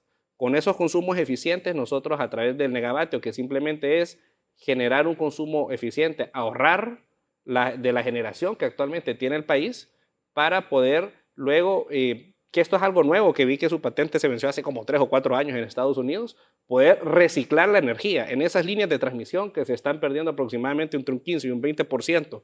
¿Qué pasa? Porque genera calor, o cuando nosotros miramos que esa línea de transmisión, en vez de estar recta, está doblada, es porque hay mucha sobrecarga de energía y está caliente. Bueno, reciclar eso y volver a inyectarlo en el sistema, para que a través de eso nosotros garanticemos disminución de pérdida. Eso en términos complejos es reciclar la energía, promover la transición energética y con eso garantizar estable 24/7 la energía. Con eso se puede lograr reducir las pérdidas que tiene la ENE de 50 millones de lempiras diarios. Algunos dicen 20, otros dicen 50. Al final, 50 o 20 millones de lempiras diarios es un montón de dinero. Entonces, lo que nosotros necesitamos es que eso reduzca, y esas son algunas de las propuestas que el Partido Liberal está proponiendo como salvaguardas para esta ley, que veo que se ha vuelto un tabú, que el que habla de salvaguardas es algo difícil. Aquí el país tiene que avanzar. Aquí hay que dejar de pensar en votos, hay que pensar en las realidades para que Honduras vaya hacia adelante. La privatización de la ENE no debe de suceder, y hay algo que me gustaría que también lo pudiéramos tocar, es que había escuchado de que se quiere compartimentalizar lo que es la ENE, que la CRE compre y que otro venda. Entonces hay algunas cosas aquí que son sensibles. Es que necesitamos que haya presencia más del sector público en el momento que se decida la venta, para que se cuide el interés nacional, porque tengo entendido que ahí tiene que haber entre 8 o 10 representantes en esa, si se llegara a dar esa situación, para la venta, que la CRE compre y que este operador venda. ¿Qué pasaría si hay una presencia dominante del sector privado, digamos que siempre estén en mayoría? pues sin duda el interés, y es lógico, va a ir hacia la utilidad de esa empresa privada. Pero, ¿qué pasa si nosotros ponemos en iguales de condiciones y cae un voto de desempate cuando podamos ver que predomine lo que es el interés nacional? Porque este tema es muy sensible. Necesitamos primero, antes de que haya reducción en la tarifa eléctrica, es que no se vaya la luz. Eso es lo primero. Tiene que haber luz constante siempre en los hospitales, en las casas. Y es que no solamente en los hospitales. ¿Qué pasa con los diabéticos cuando se va la luz? Cuando se va la luz en las Caomes, cuando se va la luz allá en las aldeas que están antes de llegar al Progreso y Oro, se les arruina la insulina y se mueren. Así de sensible es la situación. Estas son algunas de las cosas que tiene el Partido Liberal en esa salvaguarda. La Secretaría de Desarrollo Económico que preside el ministro de Ordóñez está promoviendo la política industrial, los ecoparques industriales, como parte de una solución. Y aquí la solución no la tiene solamente un partido, no la tiene solamente el Estado, no la tiene solamente el sector privado, no la tiene solamente la cooperación internacional. Aquí se necesita el esfuerzo de estos 4 sectores y también de la población, de que no se dejen engañar y que todos trabajemos para que Honduras vaya hacia adelante. ¿En manos de quién está el ENE? A lo largo de los años han puesto políticos, muy pocas veces técnicos. ¿En manos de quién está el ENE? No, de malos políticos, porque creo que hay buenos políticos y hay malos políticos. Creo que la ENE perdió su capacidad técnica. Creo que el último gerente previo al ingeniero Peña fue el ingeniero Manuel Arriaga Yacamán, y fue, creo que la última vez que la ENE tuvo flujos positivos. Mire que la historia se repite muy bien. Ya días de eso, ¿no? Ya días, ya varios soles. Y me recuerda a Hondutel parecido, ¿verdad? Hondutel tenía utilidades de $2.000 millones. Creo que el último en ver utilidades fue casualmente Mel, ¿verdad? Que le sacaron $2.000 millones para financiar, no recuerdo qué cosa en ese momento. Entonces la gobernanza del ENE está muy mal. Es un gerente sin poder, porque mire estas cosas, pero yo creo que la gente, el público debería entender. El gerente del ENE no es gerente del ENE de Tegucigalpa, es gerente del ENE de Honduras. Y estos son anécdotas, obviamente no las puedo comentar, pero creo que alguien del ENE los puede decir. El gerente del ENE manda a cortar la energía eléctrica a un cliente en la ciudad de Progreso. Y le dice al gerente regional, anda a cortarle ese cliente, que debe plata. Y llama el político de turno allá en Progreso. No, mira, este es amigo mío. No. O sea, ¿qué tipo de gestión se puede hacer de esa manera? Ninguna. Entonces tenemos que empoderar a la empresa, desvincularla de la mala manera que está conectada con el sector político y dejarla trabajar. O sea, definitivamente, ¿por qué no se corta la energía eléctrica a muchos clientes morosos? Por mala política. ¿Por qué no el ministerio, en un momento, yo creo que fue en el gobierno del presidente Maduro, se escribió un decreto, una disposición en el Congreso, donde la Secretaría de Finanzas le iba a pasar los saldos que le debían las municipalidades, casi todas eran, a la ENE para, ¿cómo se llama?, saldar las deudas del ENE. O sea, se puso en el presupuesto, pues fue imposible ejecutar, ¿verdad? Porque las municipalidades movían todo su aparato político para bloquear esas medidas. Entonces, definitivamente el ENE hoy tiene una desgobernanza. El gerente general, lastimosamente, yo me apiado del gerente hoy porque realmente está solo en un trabajo muy grande, y por eso creo que la empresa es demasiado grande para su propio bien. Pero para volver al tema, ¿quién manda en el ENE? Es la mala política, y ojalá este gobierno sea exitoso en lograr las reformas completas, no solamente organizacional, sino financiera, técnica. Yo creería que el señor gerente del ENE debería estar llamando a sus mandos del ENE, ¿verdad? Y váyanse a los circuitos, no a todos, comiencen con uno, agarren el circuito donde le roban la mitad de energía, cáigale a ese, ¿verdad? Como dicen, cáigale, corte y haga un show, invita a todos los medios que van a ir, y que como me lo hizo, ¿verdad? Con la operación Tijera con Rixi, ¿verdad? Que vaya el presidente Afura, ¿verdad? Con todo y botas, a cortar también a clientes morosos. Ojalá sean un par de empresas ricachonas. o municipios, pero que vaya, haga el show para que mire que no es correcto, no es políticamente aceptable que ningún abonado del ENE le robe energía o no le pague a la ENE.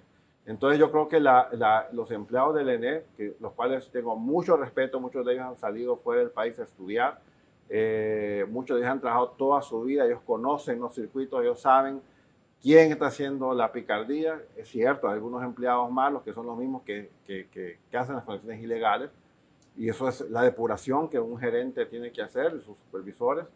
Pero definitivamente el ENE está con un problema de gobernanza profundo. Tenemos que ayudarle a la empresa a ser exitosa. Y con relación a la tarifa, creo que algo que aquí no se menciona mucho, y es que con la decisión de la ENE hay ganancias por eficiencia. No estoy diciendo que la ENE la vamos a vender ni nada, estoy hablando de la ENE pública, como el grupo de la CEL en El Salvador. Pasó algo bien interesante. Cuando se hizo la decisión de la CEL, del sector eléctrico en El Salvador, la CEL es la Comisión Ejecutiva de Río Lempa. El gobierno dijo, no vamos a vender las represas sobre el río Lempa, ni otras represas que tenemos, no vamos a vender la geotermia, y se creó un grupo que se llama Grupo CEL. Hoy por hoy es un grupo de empresas 100% privadas que se rigen por la ley mercantil. Estas empresas tienen créditos del BESIE, de banca privada, para hacer proyectos nuevos, para expandirse. Pero pasó algo que creo que la gente olvida.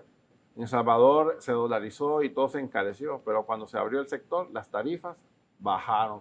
Porque al eficientarse el sector, el mismo sector genera tarifas más bajas. Entonces yo creo que aquí no hay que tenerle miedo a hacer lo correcto, a mejorar la gobernanza de la empresa y legislar, porque lastimosamente hay que legislar estos cambios, porque es una empresa pública que se rige por la ley de contratación del Estado. Solo cuento algo de un gerente que no era técnico, pero realmente una persona muy querida, Angelo Botassi. Si uno lo iba a visitar, él tenía un jarrón de agua rajado. Entonces, ¿Cómo rajado? Rajado, estaba rajado, de una rajadura. Entonces le digo, don Ángelo, ¿por qué no bota ese de jarrón tan feo? Mira, me vino a decir aquí la auditora, si vos botás ese jarro, te lo vengo a cobrarles.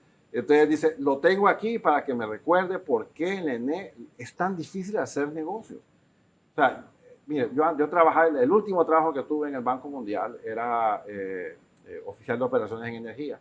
Y me tocó hacer el informe de cierre de la línea de transmisión de Tanzania, que era tenían unas minas de carbón enormes en la costa, ¿verdad?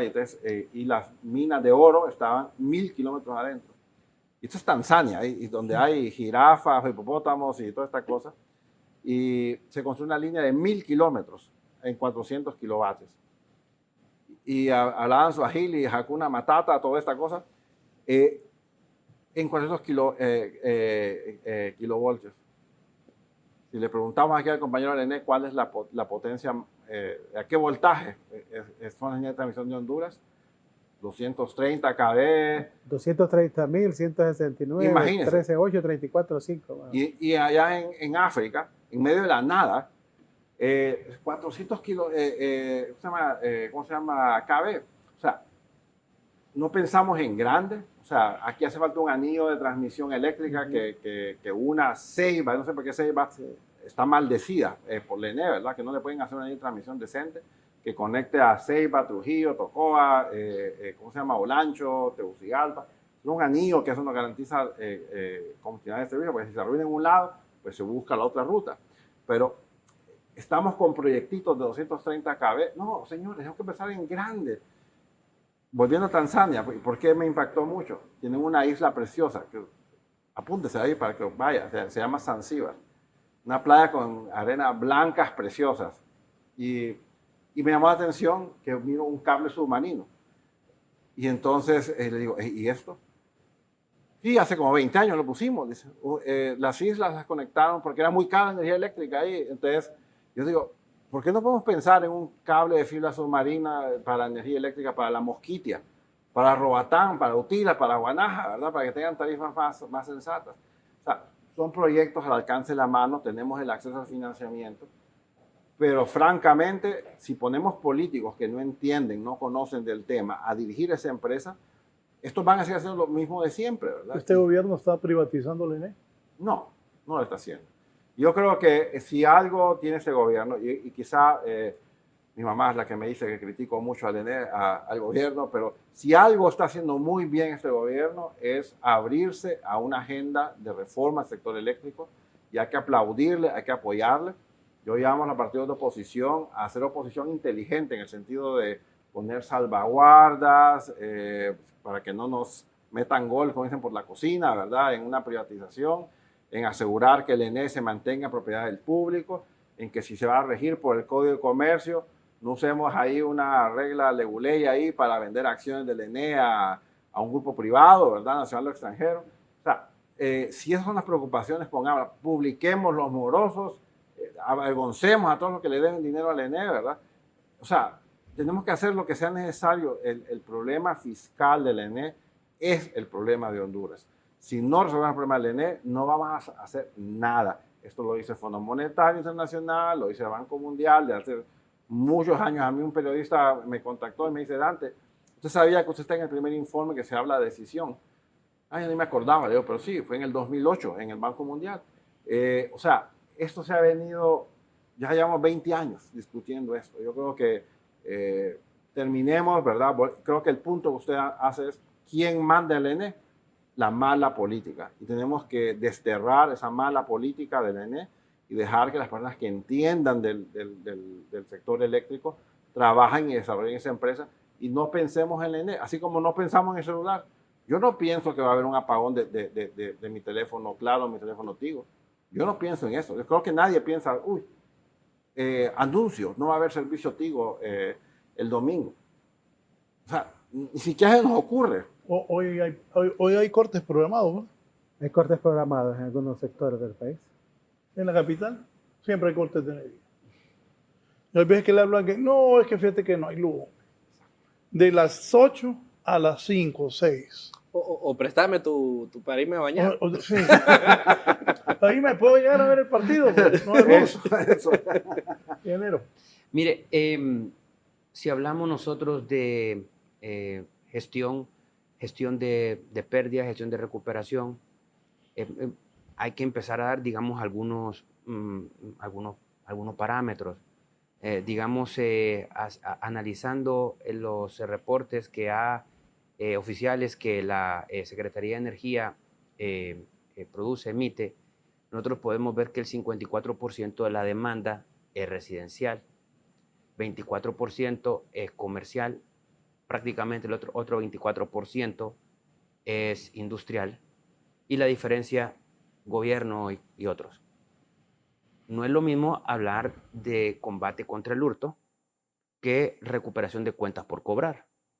En combate contra el hurto, en este foro hemos sugerido un cronograma de acciones, digamos, en los 10 circuitos más importantes del país, que ya están prácticamente establecidos, ya se sabe cuáles son, ya se sabe cuál sería la recuperación. Hace poco viene la otra parte, que es cuenta por cobrar. Hace poco, pues, del Congreso Nacional, creo que algunos diputados del Partido Liberal le pidieron al gerente de la ENE, mi amigo Guillermo, y le dijeron, bueno, nosotros queremos saber quiénes son esos grandes empresarios que deben. Y pues hace poco la declaración que dio Guillermo, creo que con mucha valentía, es que de los 18.000 millones que hay en cuentas por cobrar, 14.000 millones son del gobierno. Entonces, lo mismo, no vamos a salir corriendo. En primer lugar, se ocupa mucho valor para decir, pues, dar estas declaraciones. Y en segundo lugar, no creo que ahora vayan a querer que salgan corriendo a cortar la luz a los deudores, porque entonces quedaría el gobierno sin energía. Entonces, como usted ve, no es una gestión fácil. Hay que explicarle también, creo que a los organismos multilaterales. Y lo que dice, yo quiero abrigar la esperanza que va a empezar un camino para mejorar la ENE, pero eso no va a ser en estos 3 años. De la noche a la mañana.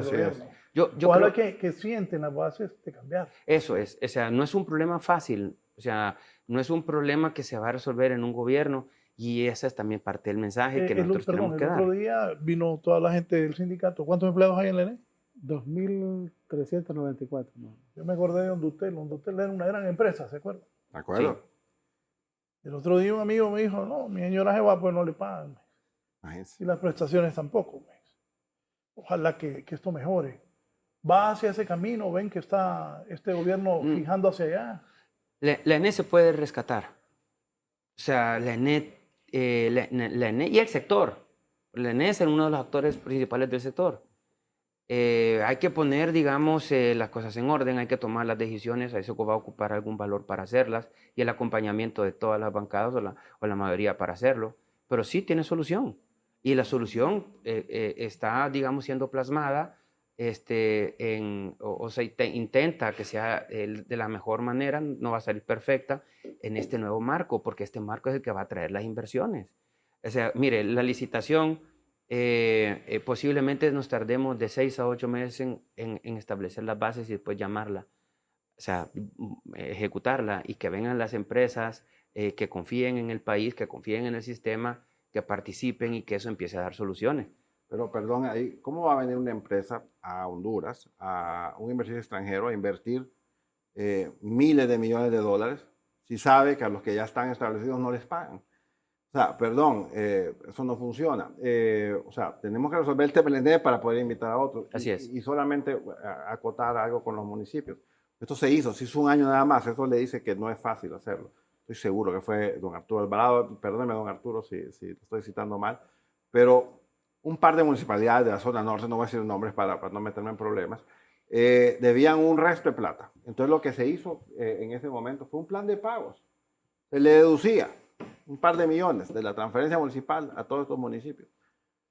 O sea, hay soluciones, hay maneras de hacerlo, pero necesitamos que la ENE trabaje de la mano con el Ministerio de Finanzas, con la Presidencia, con las Fuerzas Armadas, con el aparato político. Digan los diputados de Corte de Pine, cálmense, ¿verdad? Vamos a cobrar, vamos a resarcir cuentas. Yo sé que ustedes tienen deuda política con sus alcaldes, pero permítanme, necesito salvar a la empresa de Honduras. Entonces, perdón que interrumpo, pero sí me pareció necesario decirlo de que sí hay soluciones y esas no se continúan porque la mala política es la que tiende a apoderarse. Se necesitan presidentes muy empoderados del tema. Yo creo que Mel en su momento lo fue, ¿verdad? El presidente Maduro en su momento lo fue. Las demás presidencias tienen la cabeza llena de mil cosas, ¿verdad? Que si le ayuda a Venezuela, que si voy a hacer esta calle aquí, o sea, tienen mil cosas en la cabeza los presidentes, así que no puedo pretender con respecto al tema de la confianza en base al pago, es totalmente cierto. Solo una cosa del pueblo. Ayer traje la Policía Militar de Orden Público y ellos contaban que los del ENE los llaman para poder ir a cobrar a los barrios, poder entrar. Y aquí una colega me dice, hola Raúl, mire, algunas personas manipulan el consumo de energía eléctrica retirando el medidor oficial y colocando temporalmente uno antiguo o alterado para registrar menos consumo.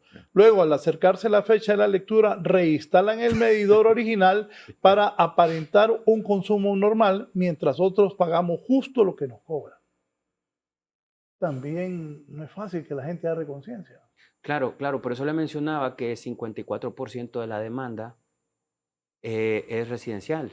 Claro, uno pensará, es más fácil gestionar al cliente comercial y al cliente industrial, pero digamos, cuando el 54% de la demanda es residencial, el 54% del dolor de cabeza está ahí. Hay que empezar a introducir sistemas que nos permitan mejorar, digamos, esa gestión.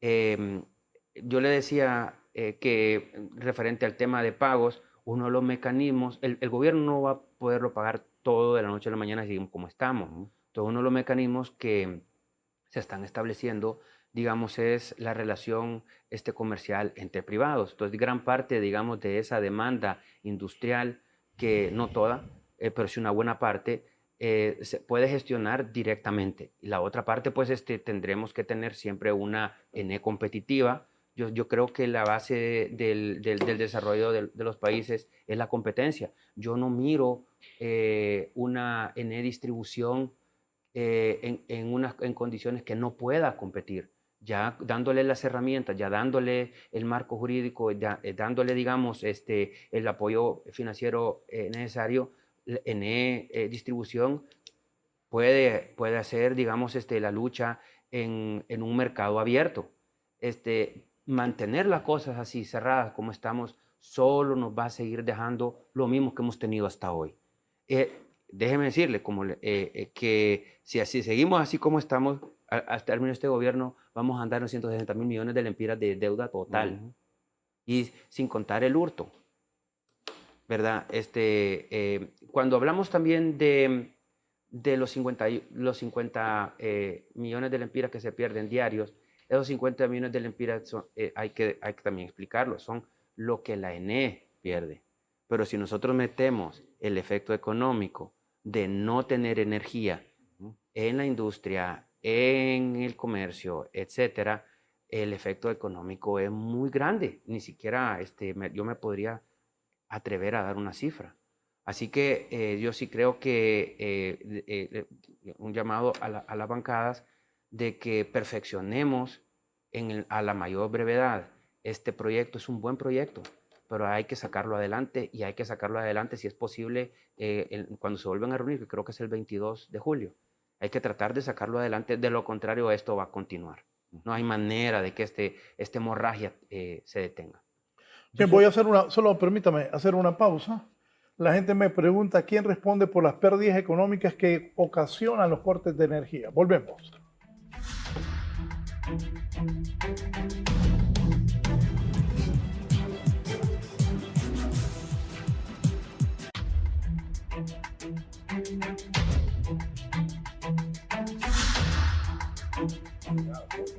Sí. Alexander, ¿me decía?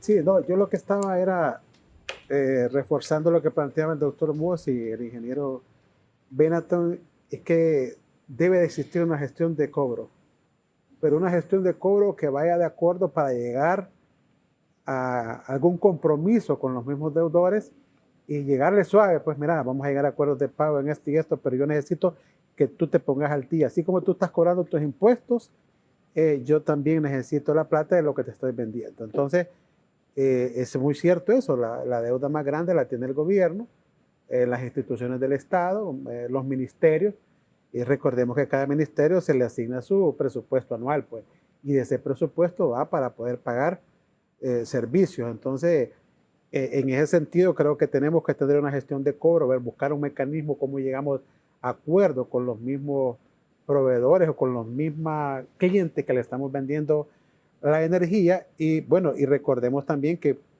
es cierto que el mayor consumo arriba del 51 pues es en la parte residencial, pero de esa residencial, una vez que hicieron la revisión de los subsidios, pues ya quedaron solo 300.000 familias subsidiadas. Pues eso conlleva de que ese ingreso también tiene que ponerse al día la Secretaría de Finanzas para pasar esos fondos a la ENE, pues porque son valores que no ingresan. Pues las zonas de difícil gestión, de difícil acceso, cuando vamos a cobrarle, que planteaba aquí el licenciado, sí nos hacemos acompañar de la fuerza de seguridad. ¿Por qué?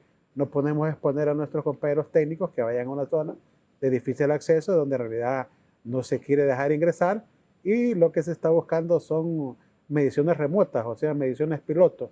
Yo le inyecto, digamos, tantos gigawatts a la ribera de un río, más que todo en San Pedro Sula, que también comercializan la energía, aparte de vivir en los bordos, y miro cuánto me está consumiendo. Entonces yo tengo que buscar una medición inteligente para poderle cobrar, pero para ello también yo necesito mover las cuadrillas y los técnicos para que vayan allá. Yo sí quiero hablar de mis compañeros técnicos, licenciado Raúl. Yo más bien quiero aprovechar este medio para felicitarlos y agradecerles que en el momento de las fallas por fenómenos naturales que se han dado en el país, han dado las respuestas, y a veces han actuado hasta con las uñas para llegar a zonas de difícil acceso, como son las montañas, donde pasan las líneas de alta tensión. Pues la última falla más reciente fue 18 horas sin energía en la zona oriental del país, donde nuestros compañeros técnicos tuvieron más de 16 horas trabajando para poder restablecer ese servicio. Entonces, eso conlleva que nuestros técnicos han dado la milla extra para ver de qué manera tratamos de mantener ese servicio. Pero hay muchas variables que se dan para que de repente pues no tengamos energía en la población, y es la falta de inversión. Tenemos que hacer más inversión, vuelvo y repito, las líneas de transmisión nuestras datan más de 30 años, no han sido cambiadas, no han sido modificadas, y por ende ocupamos inversión en esa área. En la parte de distribución también, que la OTCD es la que le compete ver las líneas primarias y secundarias, desde la subestación hasta que llega el abonado de la ENE. También ahí necesitamos hacer inversiones, pues para que estas líneas, que no, a veces solo pasa algo o una ramita que cayó en la línea, se nos disparó el circuito, y para restablecerlo es bien complejo. Y otra variable a veces cuando no tenemos problemas de energía es el sobrecalentamiento de algunos transformadores de potencia, donde entran los anillos de distribución y pasan por estos transformadores. Hemos tenido bastantes problemas con el transformador de potencia que está en la subestación Miraflores, acá en Santa Fe, y los técnicos pues han tratado de ver cómo se cambian o modificar algunos valores ahí dentro de ellos para poderle dar mejor respuesta a la población. Pero sí, en el tema de energía se necesita hacer mucho, pero para ello ocupamos el concurso de todos, que todos aportemos viendo la ENE desde un ángulo netamente técnico para poderla sacar adelante, porque todos queremos la ENE.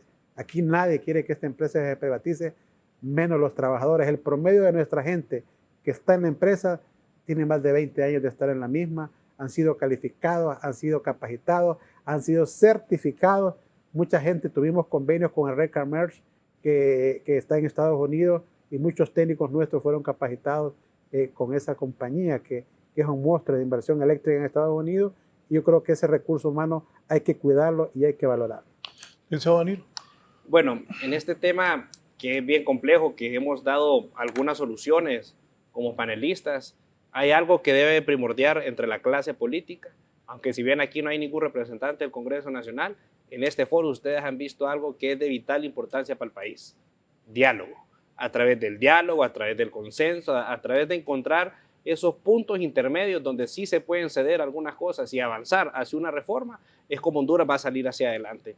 Pero aparte de lo que hemos hablado de que Honduras tiene que migrar hacia una transición energética, de energía renovable, porque el sol, porque el viento no cuesta nada, es gratuito, porque no sube de precio. Aparte del programa de hurto, que tiene que ser un programa formal para la regularización de la ENE, tenemos que también ver cómo está compuesta esa pérdida del 38%, que unos se la roban, otros no pagan, y otros encuentran las marufias, como nos contaron, para no pagar.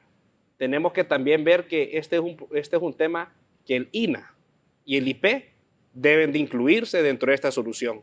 ¿Por qué? Porque tenemos cientos, si no por decir millones de personas que están en terrenos que no están conectados a la red, que no tienen contador, que se está conectando a un solo contador, y eso también es hurto y es parte de ese 38%, por lo cual el INA, el IP y las alcaldías tienen que generar ese ambiente, dar los títulos de propiedad para que también la ENE pueda instalar ahí medidores y también comenzar a disminuir las pérdidas. Eso es parte de la solución que tenemos que presentar. También es necesario que la Policía Militar, que el Ministerio Público acompañe a estos técnicos que están yendo ahí a evitar este tema del robo, porque es que también son las pandillas que se están robando el dinero del Estado. ¿Y cómo se lo roban? Le dicen a la gente: usted no paga esta factura, me la paga a mí, y cuando llegue el técnico yo hago que no corten la electricidad. Y eso es lo que está pasando, y eso es lo que no están diciendo también los políticos. Eso es parte de ese programa de reducción de pérdidas. Nosotros, como la Dirección General de Protección al Consumidor, tenemos que ver qué hacemos con reforma, sin reforma, con aumento de tarifas, sin aumento de tarifas, que esto no dé un aumento o un impacto injustificado en los precios de la canasta básica. Es por eso que quiero aquí también promocionar el tema de la política industrial. Eso es muy importante para el país, es uno de los pasos que se están dando sin reforma, porque eso lo vamos a hacer sin reforma a la ley energética. Eso va porque va, el ministro Eddie Ordóñez lo está impulsando, el tema de los ecoparques industriales. Y bueno, con esto, ojalá un diputado o varios diputados del Congreso Nacional, ahorita que todavía se encuentra en curso de discusión legislativa esta reforma, se dé el paso.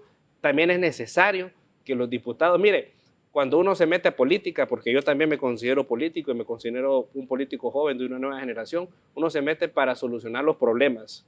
Y muchas veces, cuando el diputado, quizás cuando es la primera vez, creo que es cuando más le pasa, dice, bueno, es que si hago esto, en las siguientes elecciones no salgo. Uno no se mete a política para estar saliendo de manera perpetua, uno se mete para dar soluciones. Y aquellos diputados que están pensando en que si yo hago esta reforma, en las siguientes elecciones no votan por mí, no importa, porque usted se metió a ayudarle al país. Y si usted, ese granito, esa salvaguarda que está poniendo en ese proyecto de ley va a hacer que la ENE por fin pueda salir hacia adelante, usted va a tener la gratificación. Uno cuando se mete a política, uno simplemente se mete por el honor, para que el apellido, para que su familia esté orgullosa de lo que usted está haciendo y contribuyéndole con su esfuerzo, con su voluntad, para que el país salga adelante. Y es necesario que la clase política, como usted lo dijo, es la mala política la que no ha permitido que la ENE y que en otros problemas sistémicos que tiene el país no salga hacia adelante. Entonces, recapitulando, creo que la transición energética, estas son opiniones personales, la transición energética es vital para que el país salga hacia adelante. Necesitamos más energía renovable, necesitamos un programa de hurto que se sancione también a la gran empresa que no está pagando. O sea, cuando nosotros estamos diciendo hay que ir a cortar la electricidad, no estamos diciendo vamos a cortarle a la electricidad a doña Panchita, que le está costando pagar la factura eléctrica para que haya energía en su hogar. Estamos diciendo es aquel gran deudor, aquel gran empresario que sí puede pagar y que se ha acostumbrado a negociar con el político de turno para no pagar y generar mayor rentabilidad. Eso no es ser empresario, eso es ser un ladrón. Y esas son las cosas que nosotros tenemos que hacer y también acompañar al sindicato de trabajadores de la ENE, que están haciendo, se exponen cuando van a esas inspecciones para cortar, que el Ministerio Público, que la Policía Militar los acompañe para no poner en riesgo su integridad, porque también ellos son hondureños y también ellos son familias que tenemos que proteger. Y yo creo que cuando esto entra en conciencia, que yo estoy seguro que estas cosas que las estoy viniendo a decir aquí es porque les he hablado con la bancada del Partido Liberal, son parte de las salvaguardas que se están poniendo. No dejen creer que estas salvaguardas son una nebulosa para que pase algo y no suceda nada. El Partido Liberal verdaderamente está a favor de que Honduras salga adelante, siendo una posición constructiva. Sí. Sobre eso, el funcionario debe ir a hacer, ¿qué funcionario público tiene que ir a servirle a la gente? Pero el funcionario que quiere ir a enriquecer, andamos mal. Por eso a la gente le deben de exigir que presente su declaración de bienes a los funcionarios públicos, para que diga, mire, esto tengo yo y con esto vale. Porque la ENE también es famoso lo que hayan robado los funcionarios públicos. Y muchos han ido a eso, no a ver cómo solucionan el problema del ENE. Por eso yo pregunté hoy en manos de quién está el ENE. Porque para hacer un cambio importante, primero fue el Fondo Monetario, los organismos internacionales. ¿Cuál es el principal problema? Siempre, la ENE. ¿Hace cuántos años es lo mismo? Más de 20. Entonces, ojalá que estén poniendo las bases para mejorar esto. Doctor. No, muchas gracias. Gracias por la oportunidad. Creo que el problema del sector eléctrico en Honduras es grave. Creo que los dos temas que mencionan acá, apagones, son una amenaza real. Altas tarifas, bueno, las estamos viviendo y van a seguir subiendo, ¿verdad? Si no tomamos las medidas apropiadas, porque no va a haber servicio y esa es la energía más cara, porque poner un generador en su casa, en su negocio, es aún mucho más caro, ¿verdad? Que el servicio de la ENE. Entonces, el Congreso Nacional es soberano. Espero que el presidente Tommy Zambrano invite a la Comisión de Energía a que se abran al diálogo, pongan estas salvaguardas. Yo, la verdad, leí el comunicado del Partido Liberal, no me parece irrazonable en sus demandas. Espero que las puedan, incorporar en ese proyecto de ley. Y yo quiero aclarar, yo no sé quién escribió el proyecto de ley. O sea, y creo que todavía nadie ha reclamado, yo lo escribí, no sé si será la abogada esa que gana 200,000 pesos en la CREVA, pero no es un mal decreto, no estoy criticando eso, pero lo que quiero decir es que eso lo escribió. En la CRETO ganan bien. Sí, no, pero vio la abogada. Sí, no, pues que en la CRETO ganan así. No, está bueno. Ganan bien. La CRE, Banco Central, Comisión de Banca y Banprovi ganan. Ah, bueno, qué bien por ellos. Pero lo que quiero decir es que, o sea, eso lo escribió alguien bien pagado y qué bien. Pero eso no es la última palabra. Eso no lo escribió Banco Mundial, lo escribió expertos, ¿verdad? Tesla, qué sé yo. Todo es perfectible, creo que todo documento. Sí, pero en esencia puede mejorarse, ¿verdad? O sea, yo creo que no nos cerremos, ¿verdad? ¿Cómo se llama? ¿Cómo es que decía? La telaraña, ¿verdad? Telarañas en la cabeza, dice, se llama. Seamos abiertos, pensemos en cómo mejoramos esa redacción, que resuelva realmente, que los políticos nuestros entiendan y la clase política entienda que no se trata de venderle en se trata de salvarla. El ministro de Finanzas, por favor, comience a hablar cómo va a pagar esa deuda horrorosa, cómo va a transformar esa deuda de corto plazo. ¿Tiene Honduras cómo pagar eso? No, tenemos que pedir prestado y tenemos que pedir prestado a los bancos multilaterales, que le pida a esa señora que no es de mi agrado, del BESIE, y a otro, ¿verdad? Por ahí, probablemente va a ser BESIE y CAF los que van a tener que venir a rescatar y el BEI, que ha ofrecido 15.000 millones de también, y la Unión Europea, sí, de regalado, que es mejor todavía. Entonces, hay que juntar toda esa canasta, pero señor ministro de Finanzas, póngase a trabajar con el señor gerente del ENE para poderle dar esa solución financiera. El señor gerente del ENE publique esa lista de quiénes son los morosos, eso no es ilegal. Y también comience a atacar con el equipo especializado del ENE. Yo he escuchado, lastimosamente, tengo todavía amigos en el ENE y ellos me dicen, es que ya salió un diputado ofreciendo unos camiones especiales para que los empleados del ENE vayan a cortar. Mire, el ENE sí necesita inversión, pero un camión no va a hacer la diferencia. Quien hace la diferencia son empleados comprometidos, que se les dé las herramientas de trabajo para que vayan a hacer su trabajo. Y el ENE ya demostró que se pueden bajar las pérdidas si tiene un gerente que lo empuja y lo apoya, y todo el estamento del Estado está ahí para ayudarlo a reducir pérdidas. Así que es un problema con soluciones. Como les comentaba, yo he trabajado en países en África donde realmente las cosas son malas, muy difíciles, no malas, difíciles, y han salido adelante. Honduras no la tiene todavía tan mal, así que creo que lo podemos resolver con las personas adecuadas y con el compromiso del presidente de apoyar. Gracias, el doctor Mossi. Cerramos con el ingeniero Penato. Sí, mire, ciertamente hay muchos intereses alrededor del sistema eléctrico, y no solo me refiero a intereses empresariales de los cuales nosotros pues de manera frontal hemos expuesto ante el Congreso, ante los distintos foros a los cuales nos han invitado, pero también hay que decirlo, hay intereses que pues vienen de otros lados. Yo le quisiera hacer un llamado a las bancadas para que no se dejen, digamos, presionar por estos intereses o por desinformación como podría ocurrir. El ENE no puede seguir este camino, el sector no puede seguir este camino. Hay que aprobar la reforma, hay que introducir los cambios que consideren convenientes sin cambiar la esencia de la misma. Ese sería mi consejo. Pero digamos, yo creo que tendríamos que dejar claro que la liberalización del mercado, eso es fundamental para el despegue económico del sector y de Honduras. Así que esas serían mis palabras de cierre de manera constructiva.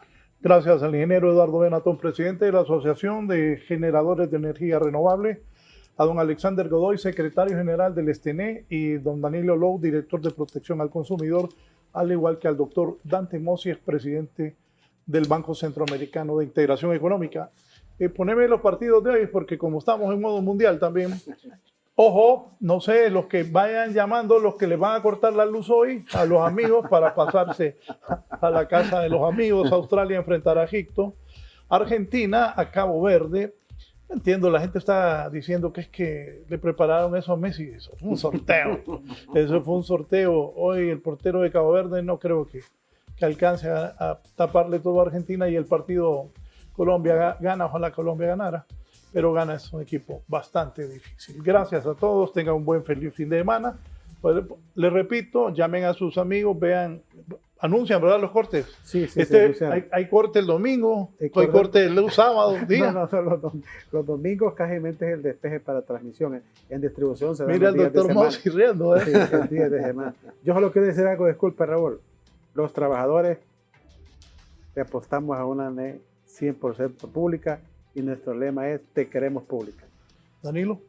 Bueno, nosotros como la Secretaría de Estado de Desarrollo Económico estamos impulsando la política industrial junto con los ecoparques industriales, que esto viene aquí a darle las reglas claras a los empresarios para que vengan la inversión al país y también promoviendo desde nuestra trinchera la transición energética hacia las energías renovables, que sabemos que esto va a ser de gran impacto. La solución no es de 1 año, 2 años, 3 años, es una solución a mediano plazo y largo plazo para que Honduras por fin vaya hacia el desarrollo económico. Bien, gracias. Los invito a seguir con nosotros aquí en Canal 11.